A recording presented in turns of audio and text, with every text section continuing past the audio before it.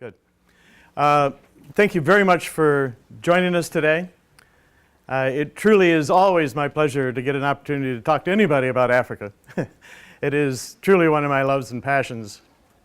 I don't believe in reincarnation, yet at the same time when I get off the plane there, I have an emotional, spiritual experience that is amazing every time, and it never gets, fortunately, it never gets any worse. Well, I mean, it really is very, very severe every time, and I love it. I'll never get tired of it, and the only thing that could be better is if I did it more often. Today we're going to talk a little bit about Africa geography because we found, especially over the last few months, that people have a little misunderstanding in terms of how big Africa really is. And we're going to talk about some of the highlights of the trips from this year. I did 3 trips this year. We're going to talk a little bit about one of the threats to the Serengeti, which is dear to my heart, obviously, with a highway that is being proposed to be built through it. And then we'll wrap it up with the scourge of poaching. And I have a special guest that's coming later named Heather Sills-Cooney, who has been involved in several of the anti-poaching organizations throughout the world, and in fact just bailed out and went for 4 months in South Africa last year, and was highly involved in doing a lot of really creative things. I'm going to give her a chance to talk a little bit later as well. I truly am blessed to be being able to do what I love doing, and introducing people to the amazing wildlife, and the scenery is really beyond what you would normally expect, I think, for most people. And the people of Tanzania are just so welcoming and lovely and smart that it is truly a blessing every time I go. Obviously, I get the opportunity to do this because I have a family that's supportive. I had a career that brought me here in the first place to Africa. I moved to Michigan in 1970 with Burroughs Corporation, at that time the 3rd largest computer company in the world, and did a lot of traveling. I spent 3 years and did 1 million miles in 43 countries with them, and settling down was moving to South Africa for 5 years. It was there that we got hooked on the continent. And then in 2000, and while we were there, we also visited Tanzania. We visited Kruger National Park, of course, Botswana, Namibia, to the game parks, and I fell in love with the wildlife experience. That it really is a natural habitat. Nobody feeds them. It's not like a zoo. It really is a natural environment. But I really got blown away in 2001 when my daughter was running a conference in Dar es Salaam and said, "Dad, I want to go on a safari. I don't want to go by myself. Will you join me?" I said, "Yes." And I was so awestruck by the Serengeti and the feeling of the Serengeti that I came back and said, I got to figure out how to share this with others. And so I did a due diligence trip in 2004 with my wife, Gail, who's sitting over here. Talk about a brave soul. We had our honeymoon in Rio on our way to South Africa for our first 5 years of life together. So she loves travel and also loves Africa, and loves every time she gets to go with us. So, just to talk a little bit about it, the Cape is where we were the last 3 years we were in South Africa. And Tanzania is where I got truly hooked to the point where I want to share this with others in terms of the Serengeti itself. That's really quite a sizable distance. It's about a 4.5-hour flight, about the same as New York to LA, as a matter of fact. And in fact, since 2005 now, I've done a little more than 20 trips. From here, it's relatively simple. It is 2 8-hour flights. It can be a lot more trying if you have to go through multiple connections and that kind of thing. And typically, you're into a lot more, like 23 hours of air time to get to South Africa, usually. So it's relatively simple. Detroit to Amsterdam, Amsterdam to Kilimanjaro. It's by far the hardest part of the trip. By far the hardest part of the trip. Once you get through that, you're golden. Africa is a lot larger than it normally appears on most globes and represents in most maps. As you can see here, the United States lays in completely just in the West Bulge. China below, India on the side, most of Eastern and Western Europe filling in the gaps in between. So it's a lot larger than what people expect. When the Ebola crisis hit, everybody says, oh, Africa, Ebola. It's not as if it's one country. It's not as if it's everybody is next to each other. In fact, I'll talk a little bit more about it later. But Ebola, which really the three countries where it is prevalent is over in this area, and it's about as far as San Diego is to Caracas, Venezuela. About the same distance. And there are no highways going across here, and there's very little air travel, as a matter of fact. So it's an 11-day drive, basically. So it's not as if it's a serious thing. Tanzania itself, one of the reasons I love Tanzania is that it is safe and stable, and they really do value wildlife. Since the founding periods, which they became independent in 1961, over 25% of the land mass is saved for national parks, and another 9% is in the form of game controlled areas and national forests and state forests. So 33% of their total land mass is reserved for nature, which is truly remarkable anywhere in the world, in any country in the world.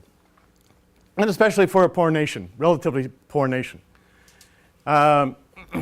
They really have done an amazing job. And there are some cracks in the policies recently that I have some disagreement with, but and we'll talk about some of those a little bit later as well. But overall, they've just done a remarkable, absolutely amazing job of protecting the natural resource of the wildlife and their natural habitat. The Serengeti itself, to me, is the most amazing natural wonder of the world. Nat Geo in 2008 said that wildlife is as varied and as abundant as it was 20,000 years ago. I mean, it truly is a remarkable experience. There's over 1 million more large mammals today in the Serengeti than there was in 1960. That proves that if you manage it and protect it, it really can thrive, and not only survive, but thrive. There's 3 times more elephants in the Serengeti ecosystem than there was in 2004. Now, that's an unfortunate side effect of the fact that there's so much poaching going everywhere else that they're coming there for a safe haven. The poaching problem has just gotten so bad recently that, yes, we have this unique ecosystem where it really is protected, but an elephant is killed every 15 minutes for the tusks. And we'll talk a little bit more about that later as well and what is being done. But it has skyrocketed in terms of seriousness over the last 5 years. But it truly is, the Serengeti itself is just truly remarkable. The Serengeti ecosystem is about twice the size of the state of Connecticut. It includes the national park itself, as well as the surrounding areas that are game-controlled areas and in reserves. You'll notice that the Masai Mara in Kenya is roughly 1/10 of the size of the entire ecosystem. But most people, Kenya did a great job of marketing it, let me tell you. A lot of people think that the migrations only happens for 2 months and it's in Kenya. Yes, it's only in Kenya for 2 months. The other 10 months it's down here. And it is a perpetual process. The migration, which is anywhere from 1.6 to 2 million large mammals, depending upon how they count them. My guide tells me the way you count them is you count the legs and divide by 4. He's being facetious, of course. I mean, there are so many, you just can't comprehend how you can possibly count them. But the migration itself is an annual cycle, more or less an oval. In the January-February time, at the beginning of the year, they're all down in this area where the short grasses exist and where all of the wildebeest babies are born within a 6-week period. From January 15th through the end of February, all the wildebeest babies are born, 8,000 a day roughly.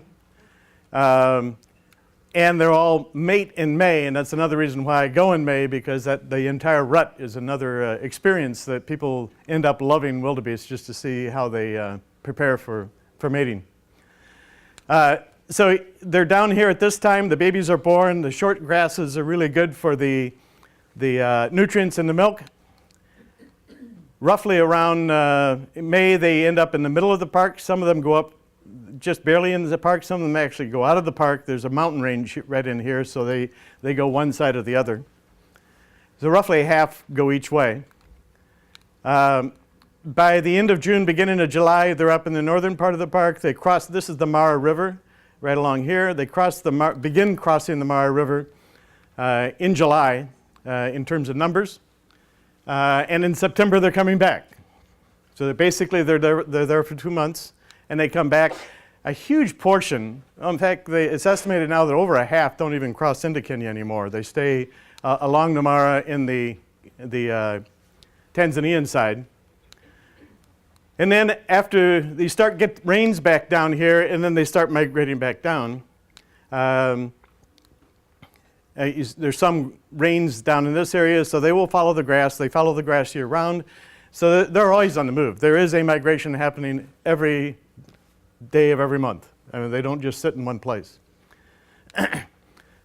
So we go right along the Mara on the Tanzanian side, both in the July trip and in the September trip, where we get a chance to see them crossing, where we see them crossing the deep Mara River, where the crocs are nipping at their ankles and that kind of thing.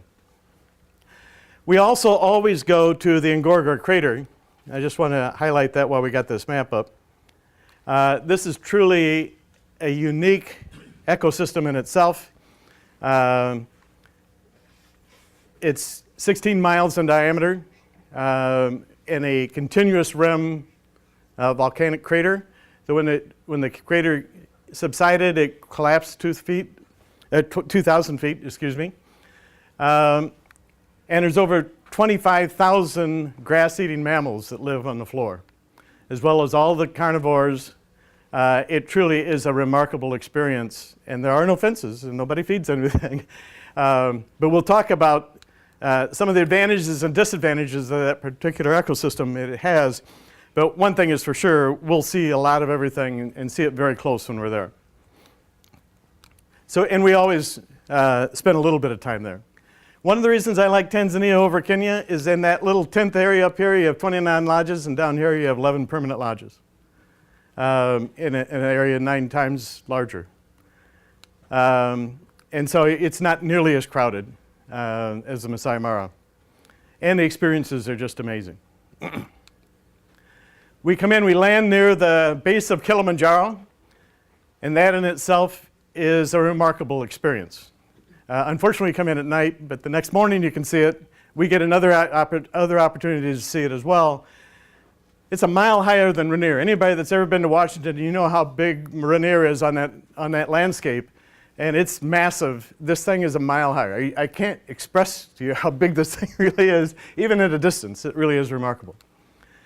We stay at a lodge near the airport. It's only 20-25 minutes from the airport, called Mount Meru Game Lodge, that has a little game sanctuary as well. The rooms are not 5-star. They're kind of rustic, as a matter of fact. The food is wonderful, though. The hospitality is fantastic. And you get a feel for Africa. I mean, they really do have the out of Africa kind of feel. And that's why I like it so much and why the people do appreciate it. As we go on, we stay at, a lot of times at the Serena Lodge on the bluff of the escarpment of the Great Rift Valley. This is one of the rooms. It's actually 4 rooms. Inside, you'll see 2 double beds, 2 queen-size beds, as a matter of fact, and an open window that looks out into the 2,000 feet below.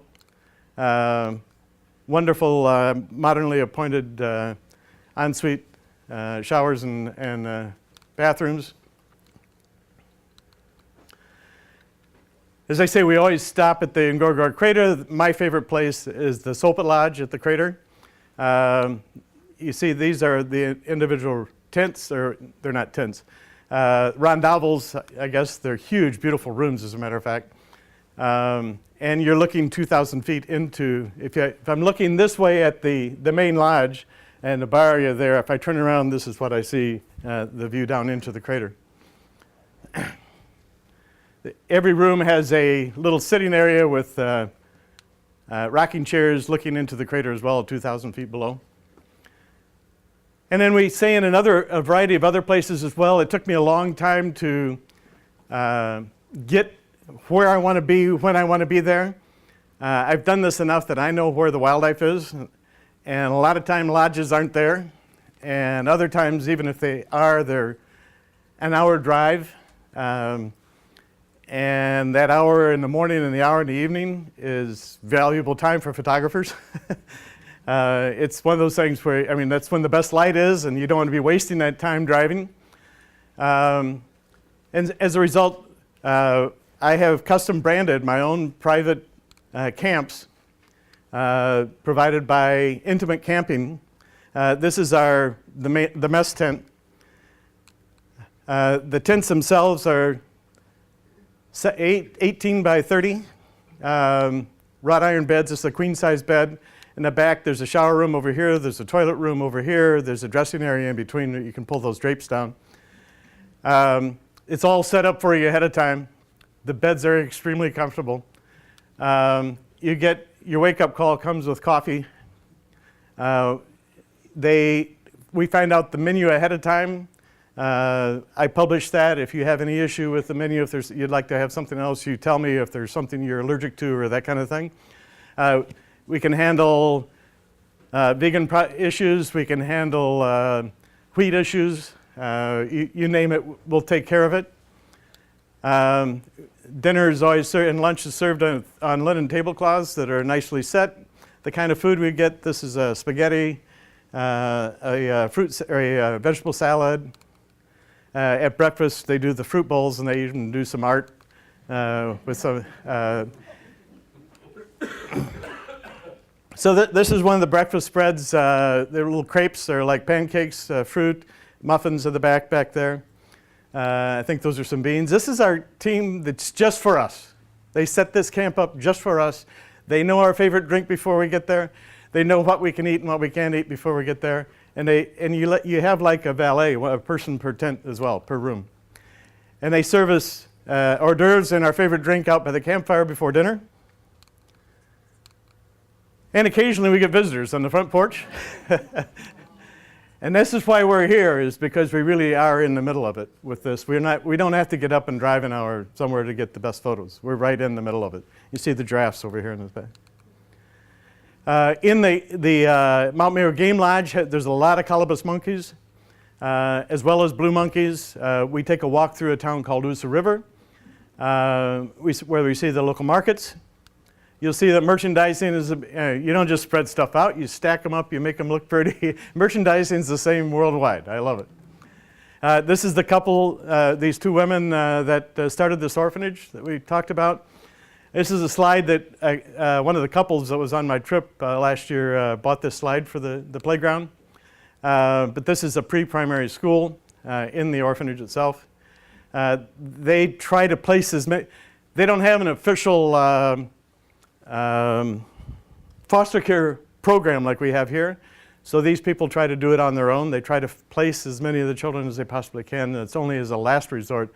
They have 35 permanent residents as well. After our experience, both in the village and in with the orphanage, we go out. Our first stop is Arusha National Park, usually. The cars are, by the way, those are my photos on the back of the car.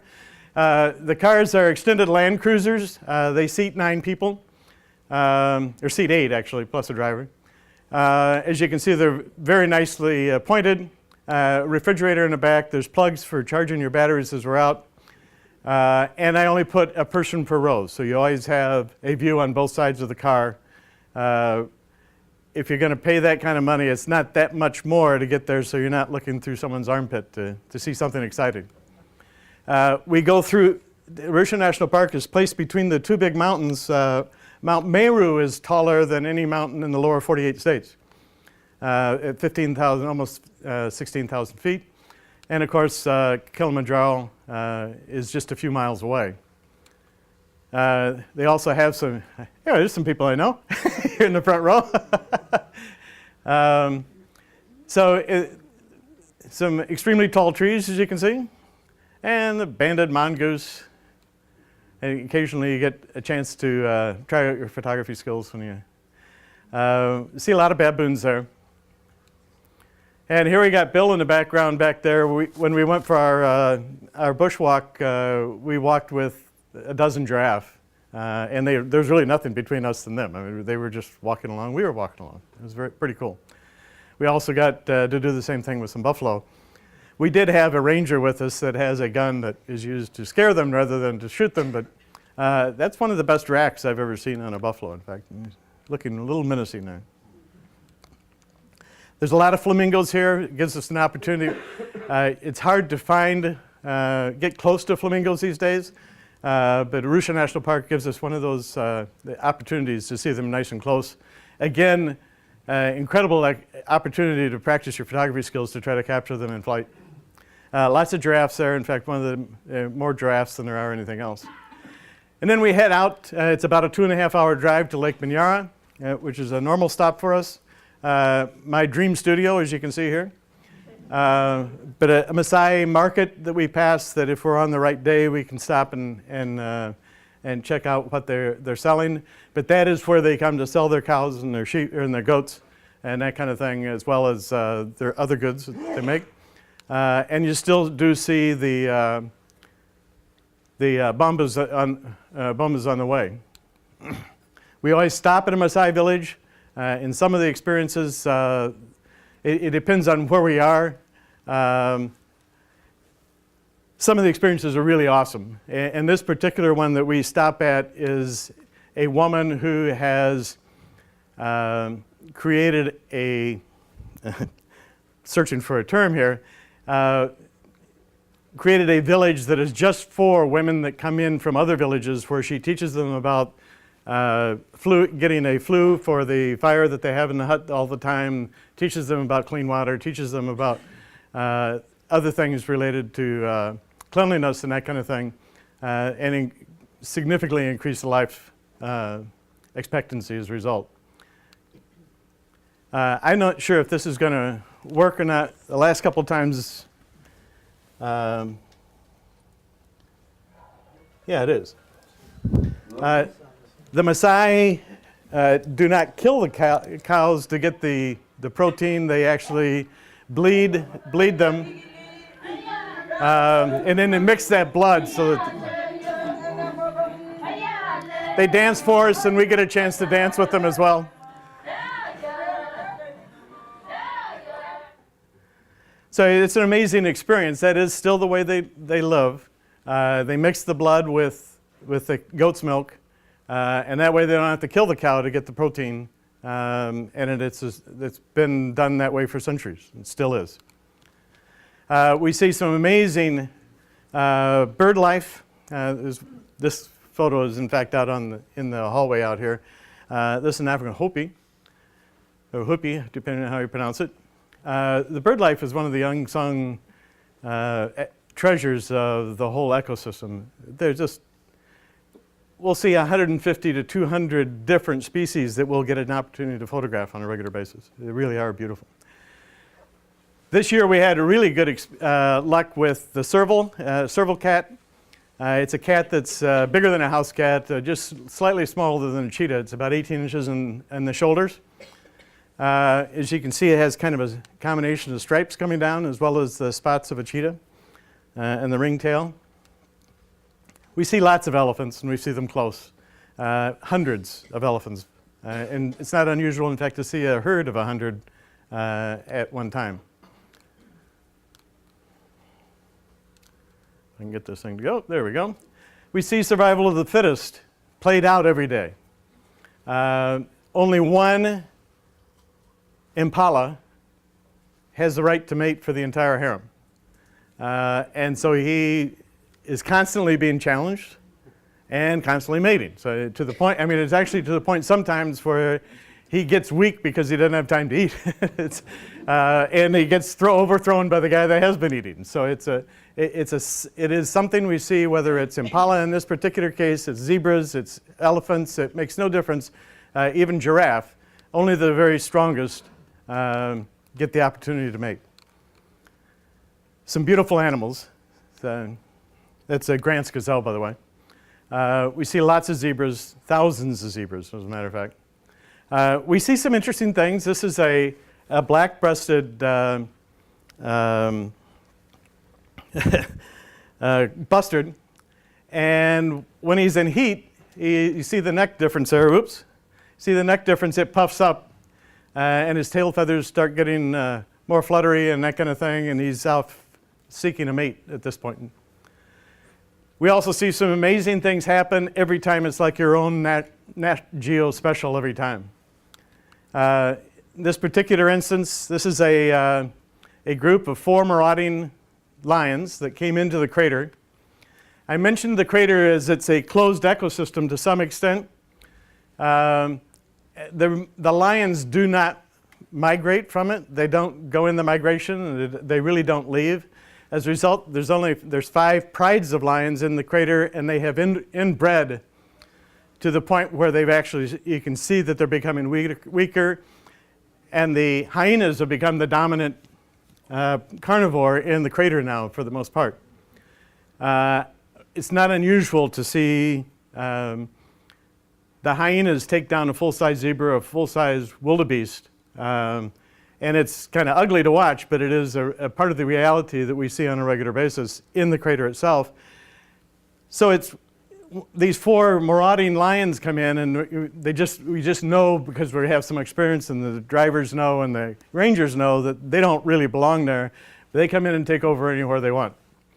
And this was he had just killed a buffalo, and these are his 3 mates.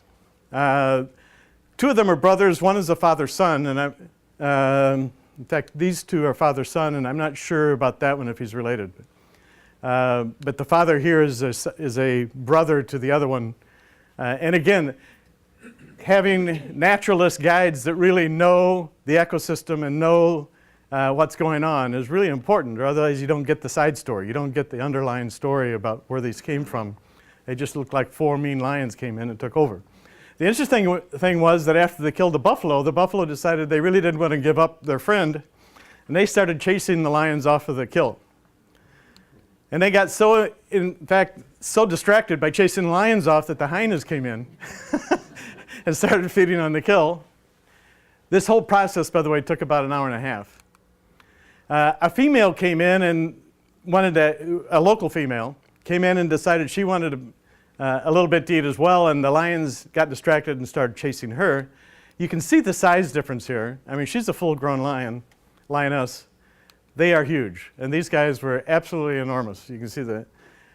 And in the end, he chased her away, but not to be daunted, she actually came back and snuck into the kill later as well. In fact, she was the first lion on the kill back after that.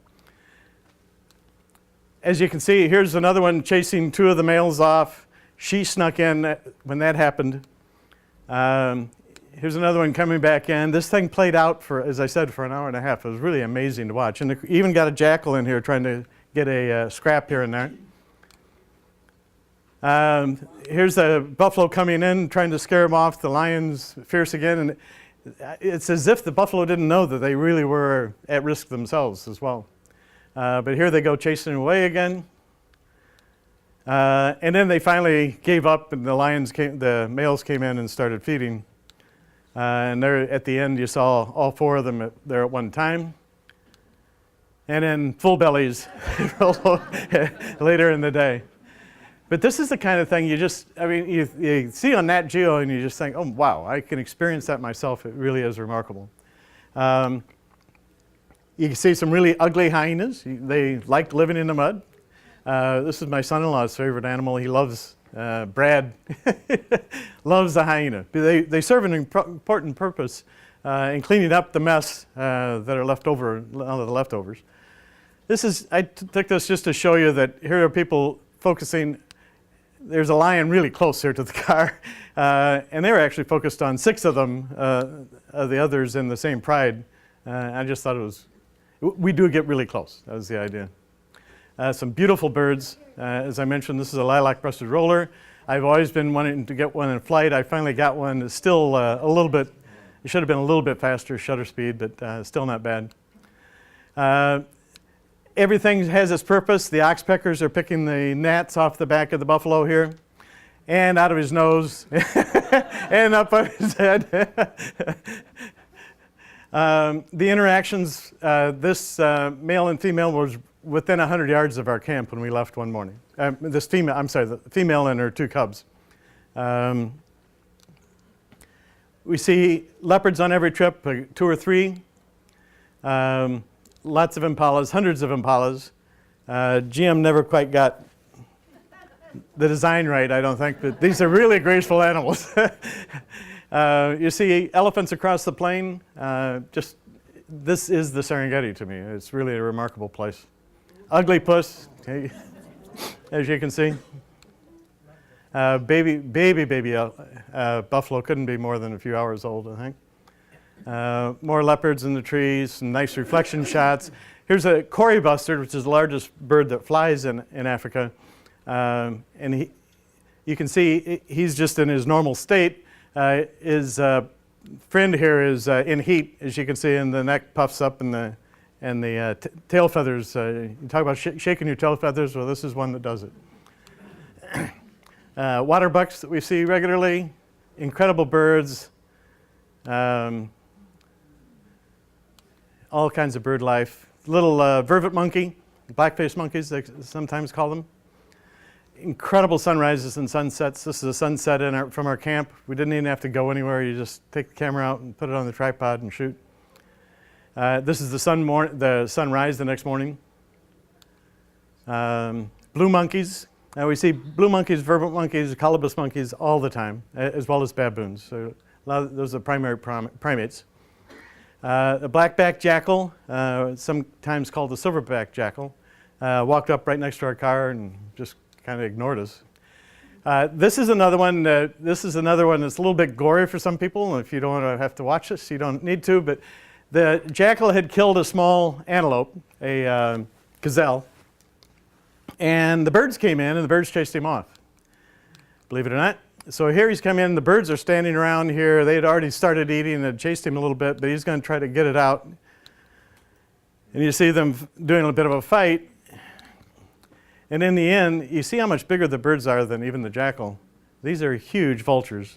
And they actually did scare him off, and he went and sat, and the birds ate, and he watched in the end. Amazing migration. Again, they march almost in single file wherever they go. Then they'll get to an area where there is plentiful grass and they'll stop. But just absolutely beautiful sceneries in a lot of different places. The Maasai that are near, and again, the mountains and the blue sky and the green and the Maasai along the roadside. Absolutely gorgeous scenic shots all the way along. Again, beautiful birds, red-billed teal. Mating pair of lions with a jackal that just kind of walks by and really wasn't that worried. They showing off a little bit, and then after they're done, gives a roar. Babies up on the rock. King with the whole, as you see back in here, there's thousands of wildebeest in the background back here. He had obviously just eaten it. He was also a part of a mating pair, but again, it shows you how close we get as I took him right out through someone else's arms. Lots of amazing bird life. These are swallows. Again, up on the rock, we get a chance to shoot Kilimanjaro here over your shoulder. Again, a mating pair, but look at the line of wildebeest back here. They already had full bellies, as you can see. And this was a brother of that one. Leopard came down the tree, sat there for a minute. Usually when they come down the tree, they're gone. 90% of the time, they take off in the bush hunting or whatever. This one came right up towards our car and decided to get some shade right below us. And sticking out over the top of the car, pointing down to capture her. And she was pregnant at the time. In fact, we saw the cubs later in the year. A auger buzzard with a miniature mongoose in its talons stopped right in front of us. Dwarf mongoose, excuse me. And proceeded to pick it apart in front of us. Cheetahs on the run chasing wildebeest. Huge tusks, and those are some of the biggest I've ever seen. I embarrassed myself by not realizing that these things had 2 tusks until a couple years ago. I had never really noticed it before. Some amazing big tuskers that we see in the crater in particular more than we see them anywhere else. Amazing interactions. The interaction, especially the lion family, the close-knit, every time they're apart, when they do come together, they're always rubbing noses, rubbing each other or whatever. Again, another eagle. This is a crested eagle, long crested eagle. That's when he's stopped flying, that's what they looks like. Flamingos in the back, the lesser flamingos in the crater as well. A tower of giraffe. Did anybody know that a herd of giraffe is called a tower? But they are just crossing the plain, going to other places where there's more vegetation for them. Rhinos in the crater. Cheetahs don't climb trees, but this one does. Cheetahs have dog-like paws. They are just like dogs. So dogs can't climb trees. You know dogs can't climb trees. Lions have claws like a house cat, where they can climb and they can dig them in and they can go up, but then they got to jump down or run down because they aren't double hinged, whereas a leopard has double hinged claws and can slowly go back down after being up in the tree, and can go down as slowly and with as much power, even with a big buck in its mouth when it comes down as well. This particular cheetah we've followed since 2008. It's a remarkable thing. He was one of 4 sons. Only 1 out of 20 cheetahs makes it to adulthood. It's always a single parent mom. It's always a single mom raising cheetahs. And as a result, they're very, very susceptible to any kind of predator, even a jackal, when they're really small fuzzballs. So it was really pretty special that this mom had raised him and his 3 brothers, they're all 3 boys, to adulthood. In 2008 was when we saw them the first time, and she was teaching them to hunt, and they were already adult sized. 2 of them have survived, and there's an organization called the Cheetah Project.org, where you can send them in cheetah pictures, and they will identify them and make sure that you can track them, and they want to track them and know where you took the photo and that kind of thing.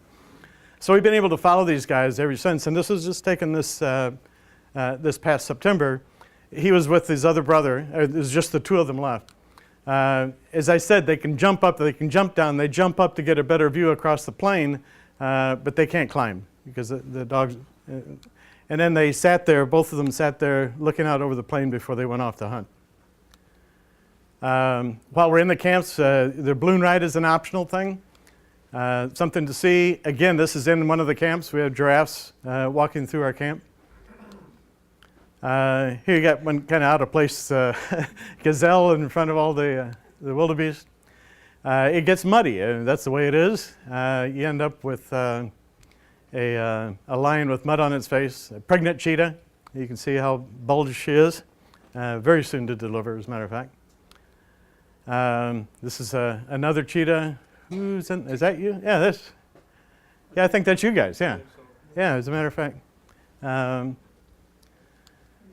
In February of this year, yeah, we saw a lot of cheetahs in this area at this time.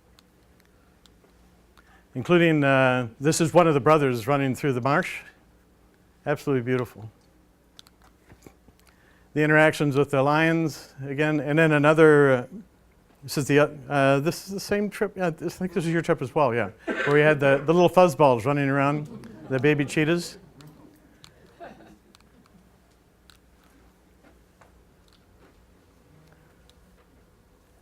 And they're huddled up. This is a little creek here and Mom's trying to figure out a way to get him across.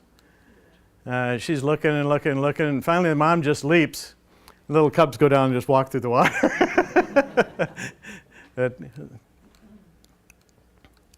And we see lions climbing trees, but as I say, lions climb trees like house cats climb trees. If they go too high, they're in trouble. Yeah, that's why you have firemen getting them out of trees, because they can't climb down. They got to run or jump down. They can also break bones when they come down. So these are two young females that were still learning the way around the tree, as a matter of fact. But you do see lions in trees in this area quite a bit. This is the colobus monkey I was talking about. The tail, almost 5 feet long. Absolutely gorgeous animals. And they're very social. They come around our Mount Mayor Game Lodge all the time, the place where we spend our first night or two. Here we got Bill again with the giraffes. God, I had you in there twice. His wife. The crowned hornbill. Actually, they call it a silver cheek. This little line here, they chose to make the distinguishing factor in this thing, not the big thing that's coming out of the top of his head. But, the crowned cranes, absolutely the most amazing, beautiful animals. That's a squawkus heron. Some white pelicans, as you can see there. Again, this was in the crater. The lesser flamingos flying. You see the zebras below, the crater walls along the outside.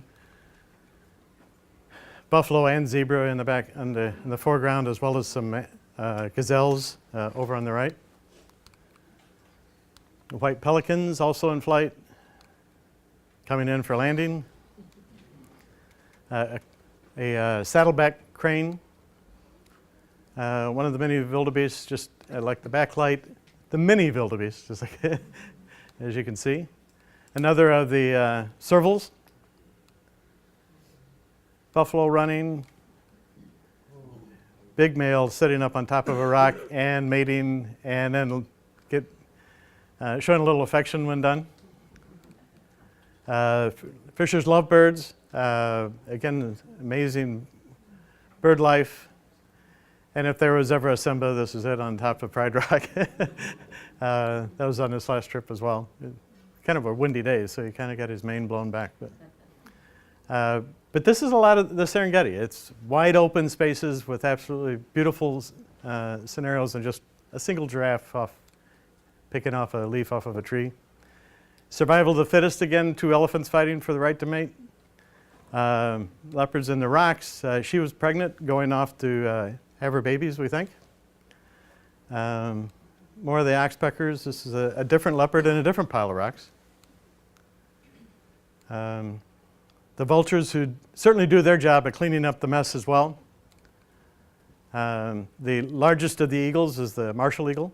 We see anywhere from 6 to 9 different raptors on each trip that are close enough to be photographed. We watched this whole process. So the one kill that we saw on this last trip was herons. Here you think of being fishing birds. In this case, it was a mouse, field mouse. And we watched the whole approach. We saw the stalking, saw the completely leap off its feet to actually grab the mouse, and then killed it by chomping on it a few times, and then finally swallowed it. It was an amazing experience. Again, it's a guide that saw what I would not have recognized what was really going on. We saw this heron being very stealthy, and the guide finally saw the mouse and said, we need to stop and watch this. And so we did. Elephants crossing the Mara River, and of course the wildebeest. It is truly a remarkable experience to witness the chaos as they go across. The balloon ride is an optional thing that some people do take. This morning happened to be an absolutely gorgeous morning that Bill was on back here. And while he was up there, I was down photographing. I'd been on the balloon before, so I was photographing this pair of cheetahs, a mom and a grown son, as they romped.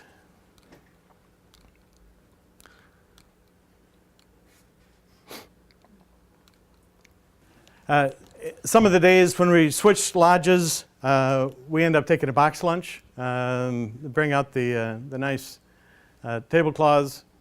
These are my 3 guides. They've all got at least 12 years experience. They all have technical degrees in wildlife management, wildlife habits, as well as know about the history and the geology and the ecology of the area. They're really amazing resources and lovely people as well. These people can agree. See the wildebeest going in order there again. We see these are Klipspringer. Sorry, it took me a while to come up with that. Lion was sitting over on the side about 100 yards off and decided to want some shade. Came and sat right beside in front of the car, right in front of us.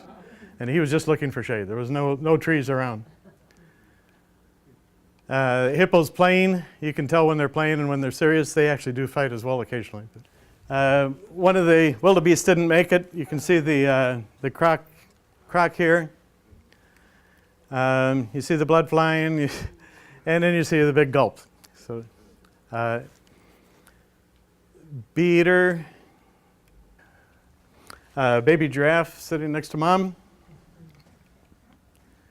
big yawn, again the balloon, a hippo that came up near camp the last day we were there. This is also the last day, the baby, mom kind of protecting the baby. This is breakfast in Kenya. We just went across the Kenyan border. Mom blowing dust over the back to control the parasites. And then our flight back, we drove out and then flew back. We flew over the last active volcano in Tanzania. That's the cone you see there.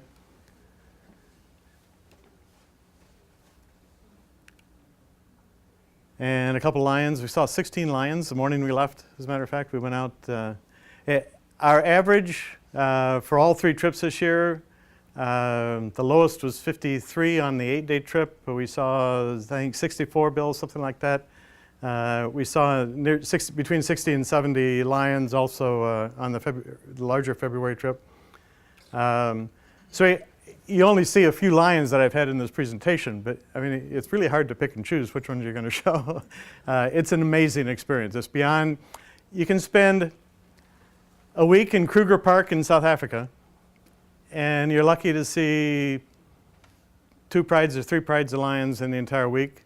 We see 2 or 3 prides of lions every day in Tanzania and in the Serengeti. It truly is a remarkable experience.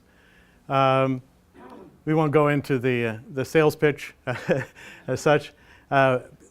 Shooting for, we'll do 3 trips in 2015 and 16 looking to do 5 trips. So I'll open it up to questions right now, and we'll talk about the poaching and some of the other things after that. But if there are questions, a couple things that usually do come up. The temperature is the same year-round. Average high only varies between 78 and 82. We're at 4,500 to, on average, 4,500 feet elevation. As a result, it's relatively dry. We're less than 200 miles from the equator for most of the time.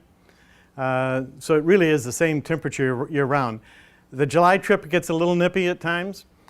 The 2 nights we're in the crater, we're at 7,800 feet. So it can be in the 40s in the morning. But you put layers on because when you go to the crater floor by noon, it's 80 degrees again. So you start off with I always have a windbreaker over a fleece, over my regular shirt, and over a t-shirt. And that's plenty for the early morning when we first get in the crater. And then by the time we get to the crater floor, which is about a 20-25 minute drive down to the bottom, it warms up almost immediately. You start shedding layers after that. The periods of time I showed you on the map as to where we go. In the February trip, we do the southern part of the reaches where we have all the wildebeest are being born. The May trip, which I'm not doing this year, but normally we would, is the rut, is the time that the wildebeest all mate. And that whole process is just fascinating in the first place. And And then the July trip and the September trips are when the migration's way up to the north. And so we start low and we take our time winding up and then we fly back. The roads are terrible. There's two things bad about the trip, I'll tell you right up front. One is the length of the flight, by far the hardest part. And the second part are the roads are bad. And that's another reason why you want to have camps that are right close to the wildlife. Because you don't want to have to be driving on that road for an hour in a hurry to get to the wildlife in the morning when you're missing the good light and you're bouncing like crazy. So those are the two things, the two downsides. In shots, people ask about as well. You don't have to have any shots today. You do have to take malaria tablets. They recommend that you take typhoid. If I was going to go stay in a village and drink the local water supply, I would definitely do that. We always drink bottled water and we eat good food, and we had one person have 2 days of diarrhea this time on this last trip, but that was the only time this year. I don't recall any of the other trips having anybody have a problem at all. It's not as, I think the cleanliness is better than what you get in Europe on average, to be honest with you, and I've had people say that. So the food is good. They recommend that you update your hepatitis and your polio and all the other stuff. I mean, yellow fever is no longer required in Tanzania. They haven't had yellow fever in 20 years, and it's off the CDC list. I recommend you go to it can change, and so I recommend that you go to the CDC list for sure. I will go on. Let me jump ahead here just a little bit. I do want to talk about Ebola just for anybody that.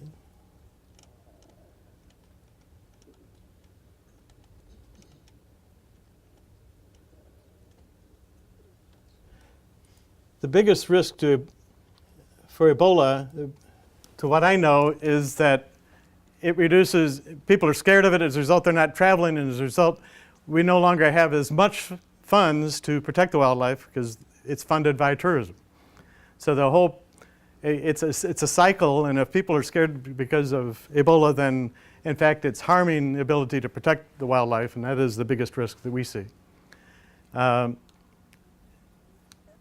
Again, going back to this map, this is where the Ebola is. As I said, we're down in just below Lake Victoria there, and roughly so it's a long way away. Senegal and Nigeria got Ebola free. If they can do it, we can certainly do it, and eventually it will happen. The new outbreaks are reducing dramatically. And the real problem has come from a perfect storm, so to speak. All three of these countries went through a civil war where it destroyed their infrastructure for healthcare. At one time, just a couple years ago, there was 36 doctors in all of Liberia for 4 million people. So when it happens, and when it did happen in this particular case, then you've got another problem. The economy is so bad that they don't use funeral homes. So a body lies in state in your home. And the time that an Ebola patient is by far the most contagious is just after they've died. And so now they're in the home without all the protections and all the other things. The death rate in Liberia came down dramatically when they got just to a 70% sterile burial number. That was the first thing that CDC tried to do was get to that point. So it's a cultural thing as well as, it's been a horrible civil war, and it's affected all of Africa, and it's certainly affected their economy because nobody wants to fly there anymore, and nobody wants to go there anymore, and so, it's really been devastating. And they were just digging themselves out of the effects of the Civil War in the first place. So it really is a serious thing for them. It really has you are much closer here to Madrid, Paris, and London than you are to where we are over here. And there's a lot more flights going that way than there are where we're at, as a matter of fact.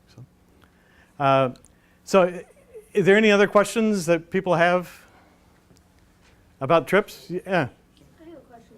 You mentioned going into Kenya. Did you actually fall into Kenya? Yeah, we stepped across there's a pylon there. We just stepped across it. Oh, okay. Yeah. Okay. But we only do that in July and September trips. We don't do that in the February trip Right. that you were on. You So. didn't have to have a visa for that? No. There's no border post there. Okay. Yes. How long are the trips? They're 12. My trips are 12 days on the ground. Yes. Rainfall? Almost none. We occasionally will get a late afternoon shower. Did we have a couple? We had a couple showers. Yeah, we had downpours, as a matter of fact, which is very unusual for February. The rainy season is April, with at least a week or two in March and a week in May, usually. That is known as the rainy season.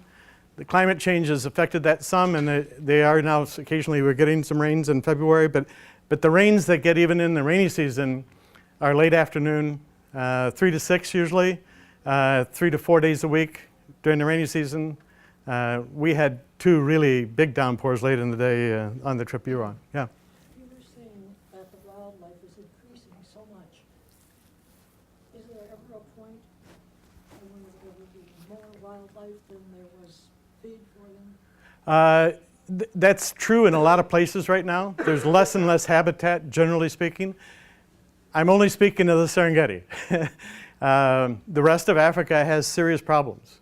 Even in Tanzania has serious problems in other areas with poaching, especially down in Selous and Ruaha in particular, because they're not as developed. As a result, there's not as many rangers. There's not as much there's not enough revenue to cover the protection for them. In Tsavo in Kenya, for instance, they actually did have a problem, and in South Africa in Cowger, 20 years ago, they had too many elephants. They actually had to cull them because they were destroying all the vegetation. Yeah. You mentioned a proposed highway. Mhm. Would that be for economic reasons or Yes. for tourists? No, it's absolutely economic reasons. Is that? Well, I guess it's Um, but The Uganda's over here, across Lake Victoria, and the Chinese would like to get a duty-free port for Uganda to the coast, and so they're wanting to fund this highway. That's primarily where it's coming from.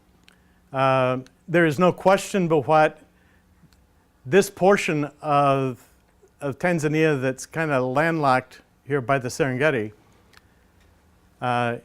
has restricted the ability to get the economic development out of Lake Victoria that they deserve. And there's no question about what they need to utilize that asset. No question at all. And none of us are fighting that. What we're fighting is going across here versus going around. The commercial highway, they're talking about 3,000 commercial trucks a day that have to are on deadline. Can you imagine driving through that? The big issue is to get a port here at Tanga, and so the shortest way is through the Serengeti. It's only an extra 110 kilometers to go around, and the World Bank and Germany have agreed to fund it. The development, but when it was first announced, this is a case where social media really did help. When this was announced in 2010, within a couple months we had 5,000 friends.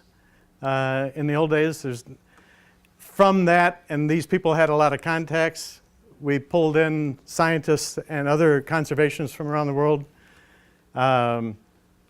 And they all say that if you do that highway, just the building of it could destroy the migration itself. The alternate route, which was come up with by the Frankfurt Zoological Society and the German government, really came up, they got the German government involved, and they came up with a plan to go around. And it's all supported by UNESCO, by the AWF, by the Jane Goodall Institute, Nat Geo, and the East African community are all supporting the alternate route. We're still fighting that. It's still not done yet. There is a chance that it still could happen. Tanzania lost the first court case in the East African Court, East African Community Court. They're now appealing that, so there's still a chance that that could happen. But the primary thing is, if we go the other way, it only adds 110 kilometers to an 1,800 kilometer road to the coast in the first place. It actually provides economic development to 5 times more Tanzanians coming this way than it does this way, because nobody lives here because it's wildlife area. And it bypasses it bypasses the actual migration routes itself. So that is where we're at. This is an ongoing battle. It's where I'm spending most of my time and my effort related to fundraising and that kind of thing, is to try to protect this. There's other things that have been talked about as well, and but I just can't imagine that prior administrations in Tanzania would have supported this. But that's where we're at. Other questions? Yes? What type of camera do you use, and generally what size lens are you using in a lot of your pictures? I happen to use Canon, Canon or Nikon, and now with the new Sony's getting better and better. But any one of those is going to give you a great capability. Yeah. Most of what you've seen were shot with a 70-300 on a APS-C size sensor, so it gives you 1.5 times. So the 300 becomes effectively a 450 with the 7D, which is what I shoot most of those with. I have a 5D as well, but the 5D Mark III, but you don't get the same magnification, and the 7D is faster as well. I now have a 150-600 from Tamron, which I love, and I'm really shocked at how good it is. And I've never had a non-Canon lens before in my life, so I'm really very, very pleased with it. Yes? What's a typical day? What time are you up? It depends on the group. And that's one of the other things I want to talk about. We try to make it your safari. I mean, if you're a serious photographer and you want to be up with the sunrise every day, you can do that. As I said, we only have a person per row, so it's maximum 4 people, usually 3 people in a car. If you can convince 2 other people to do what you want to do, then you do that. So if you want to get up before sunrise and go out and capture the sunrise with wildlife and or a tree in front of the sunrise, and then come back for breakfast, you can do that. If you want to take breakfast with you, you can. If you want to stay out for lunch and stay out the whole day and capture the sunset somewhere else, you can do that. Most mornings we probably get up. The sunrise is great in the campsites, in the site itself. There's a lot of things to photograph, and so most people get up and do the sunrise there. We have an early breakfast and then head out. But if you're right in the middle of it, then you're heading out. Doesn't mean driving in for an hour. I mean, you're right into the wildlife right away. When we're changing lodges, we stay out for the day and take box lunches. When we're coming back to the same lodge, typically we do 2 nights in Arusha, near where we land. Then we do 1 night, usually, in one place. And then we do 2 nights, 3 nights, 2 nights, 3 nights, alternating. So on those nights, then, if we're, especially in the camps, we're close enough to the wildlife that we can come back for lunch and not miss the whole day because you spent an hour driving back, an hour both ways, plus an hour to eat. So it really depends on the individuals. If they want to stay out the whole day, they can. If they want to come back, miss the afternoon session, they can do that too, if they get a little tired. Usually we're eating breakfast 7 o'clock, 6:30, 7 o'clock in the morning, I would say is the norm. But again, that's a group discussion thing every night before we go to bed, and if somebody wants to go out earlier, they can. If they want to get up later, they can. Yes? What's the typical size of your group, and what's the cost for the 12 days? Up to 12 people. And as I said, I only put 4 in a car. The average cost, in fact, I'm just going to announce a price reduction here for the rest of this year at least. It's about $7,500 for the 12 days on the ground, all included. Everything included. Yeah. All your meals, absolutely everything. Right. Air, not airfare. Not air, without the air, correct, yes. Internal air, all internal transportation. My program is we meet you at the airport, we drop you at the airport, and we do everything in between. What's the typical cost of a flight from here to, $1,600 to $2,200, depending upon the time of year for the airlines. And it's Delta KLM is the one I use on a regular basis. You can fly other ways. There are other ways of getting there as well.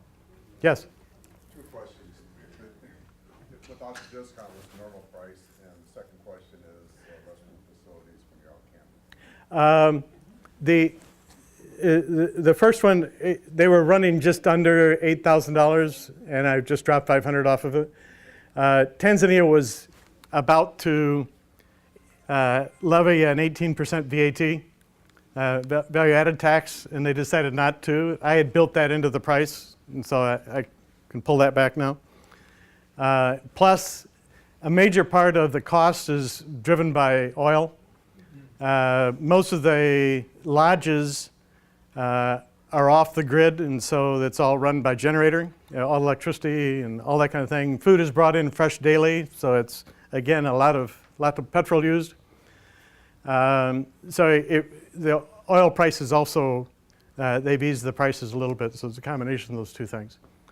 So yeah, they were running just under 8,000, and I think they're 7,300 now. So, they will be as soon as I change their website. Restrooms, it's a variable thing.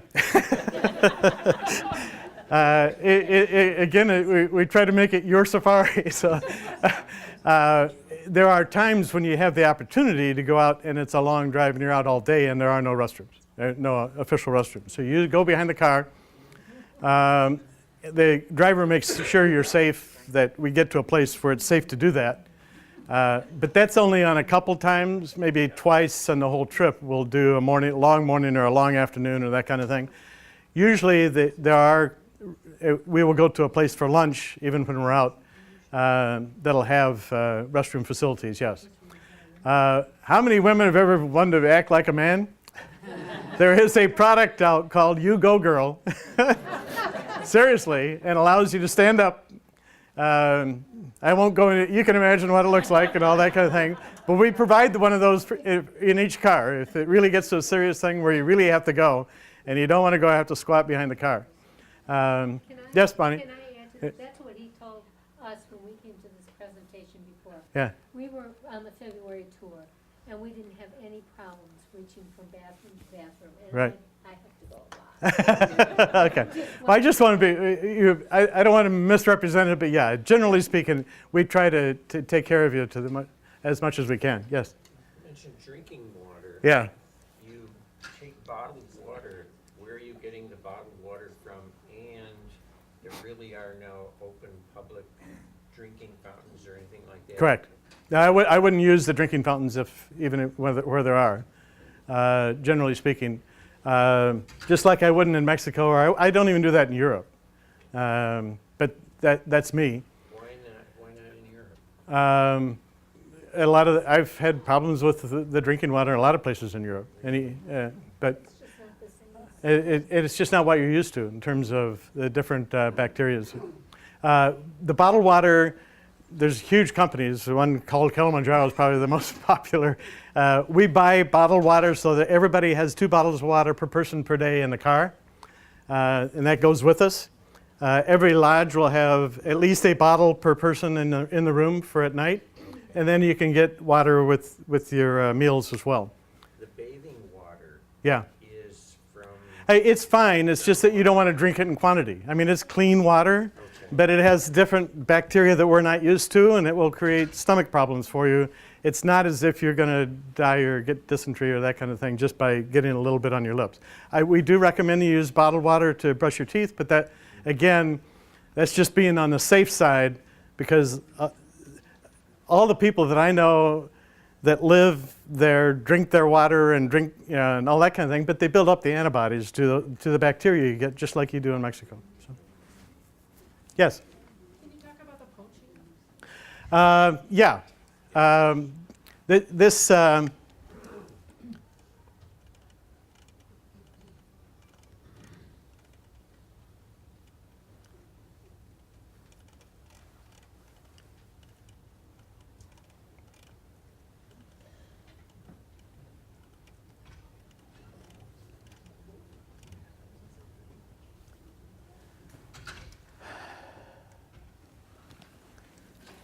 There were 1.3 million in 70, they estimated. Today there's 470. We do see hundreds of elephants on every trip where we go. And there has been that influx that I mentioned because this Serengeti is safe. And the elephant experiences are just amazing. I'll just whip through these. You see some of those outside as well. It really is a remarkable part of the experience every time, and there's nothing I love more than the elephants, I must say.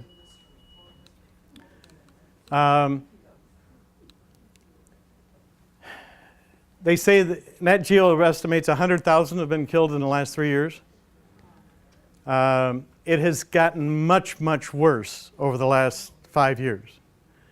One every 15 minutes, and the primary reason is that the cartels are involved, and we're funding, it's funding terrorist organizations, Al-Shabaab, and the others, especially those in Africa. But they're now coming in with helicopters and night vision goggles and AK-47s and chainsaws, and they're in and out in an hour. And they'll wipe out 10 elephants, hack off the ivory, and away they go. And they're doing the same thing with the rhinos in South Africa in particular. CITES Convention signed a treaty that said there would be zero trade in 2007, but China, Philippines, and Vietnam have largely ignored it. And that's really where the demand is coming from.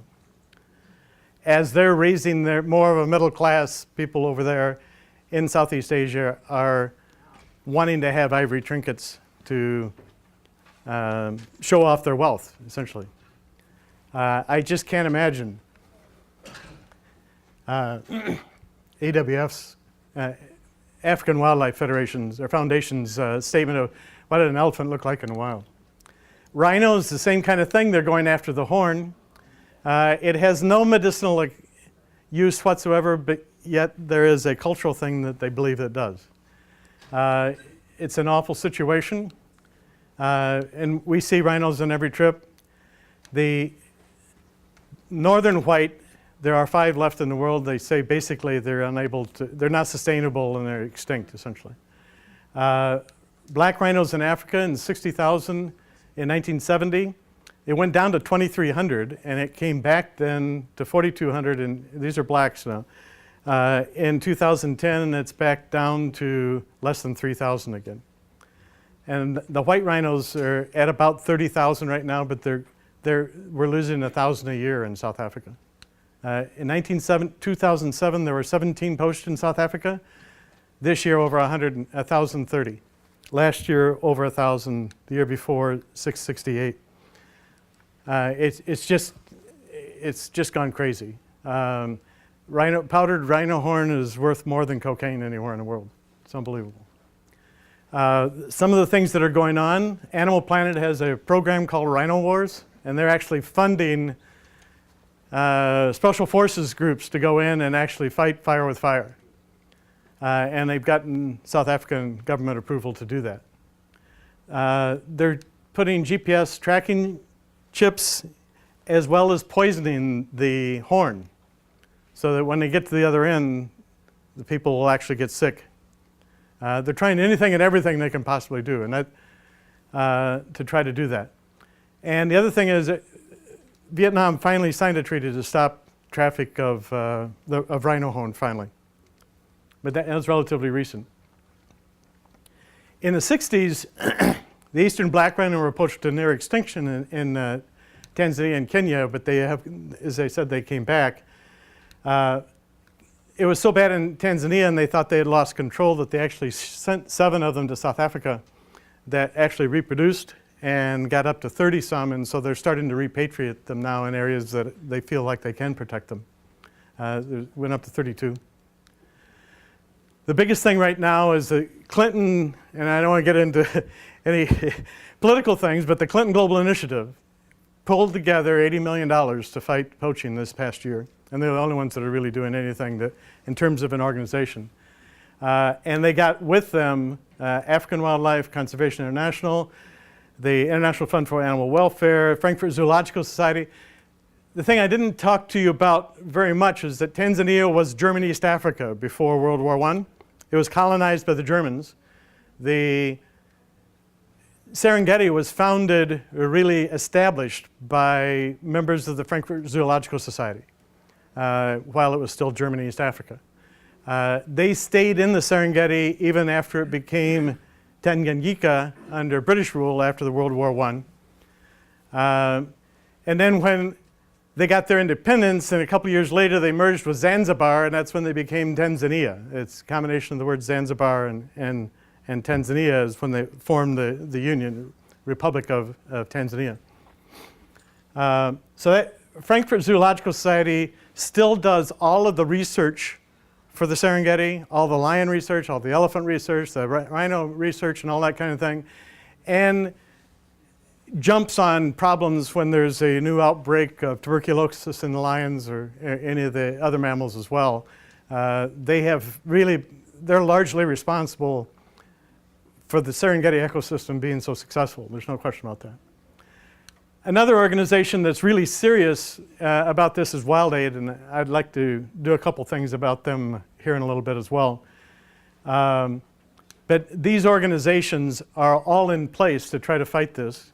Some of the things, it's actually a three-pronged approach. The first is you got to try to stop it at the source where it's actually being happening, and so a lot of different strategies are going into that. If you're seen on the Serengeti at night, you're a poacher. I mean, it's just assumed. All tourists and all safaris are supposed to be done by 6:30 at night, 7 absolute latest. And so that's one of the easiest ways immediately if they see you out there at night. And so the drone surveillance really does help. Helicopters is another thing in terms of following the poachers, being able to spy them in the first place, or if you get a report on the ground that they're there, you can get there really quickly. Increase the number of rangers and community programs to educate the local people that while in fact they might be getting a little bit of money for the ivory and they're not getting nearly what other people are, and it's destroying their future in terms of their community. And a lot of money could be made as a result of the people coming to visit, the tourism that comes along with it. The stop trafficking part is a whole bunch of programs going in place for government enforcement. Increased aid is based on success. I mean, if you can show that you've been somewhat successful, you you can get more. And the intelligence community, you actually have Interpol and the CIA and the FBI involved now in a lot of this that wasn't there before. And then on the demand side is a whole series of programs primarily funded by Wild Aid, or run by Wild Aid. They're really cool. Yao Ming, who is the basketball player that came from China, is a national hero there. He's doing a whole series, he did a movie as well as a whole series of public service announcements. Jackie Chen just did another public service announcement as well, is involved in that. Yao Ming with Prince Harry and with David Beckham from the UK. Everybody knows him from his soccer days and that kind of thing. And so they're doing public service announcements as well.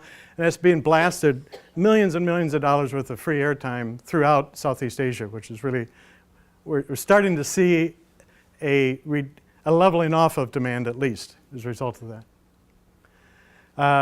The organizations, this is one of the hardest things. There's so many different organizations involved, and if anybody wanted to get involved in one, I'm not really sure which way I would recommend you go.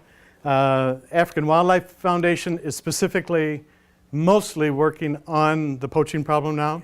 The World Wildlife Fund does a lot of other things and is not as focused, but but they're still a great organization, don't get me wrong. David Sheldrick Wildlife Fund is in Kenya, and they take care of elephant orphans. I mean, when they poach the big mama and papa, there's orphans left behind that will die unless somebody takes care of them. And so they have like 350 at the last I heard that they're raising to be returned to the wilds. Wild Aid is doing all of the video work, and it really is very cool. And then there's an organization called the Global March for Elephants and Rhinos as well. That it was a march August 4th or October 4th. I was out of town, unfortunately, but was in 130 different countries, as a matter of fact. It's just to raise awareness primarily. So those are the main things that are going on. Are there any other questions on that? Thank you again very much for coming. I really do appreciate it. I'm here for questions if you wish.